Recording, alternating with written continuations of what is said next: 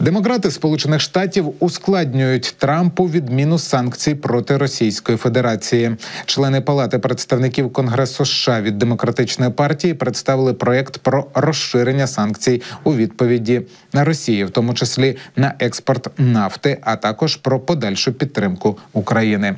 Окремим пунктом винесене обмеження можливостей президента США відмінити чинні санкції проти Росії. У тексті документа показано, що глава держави зможе зробити це тільки після схвалення парламентом.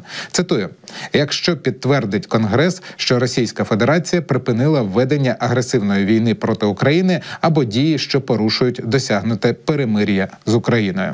Президент повинен негайно відновити всі раніше скасовані санкції, експортний контроль, пошлини, мита, заборони і штрафи, введені відповідно до поточного розділу, якщо Російська Федерація відновить агресивну війну проти України або буде діяти в порушення мирної угоди з Україною.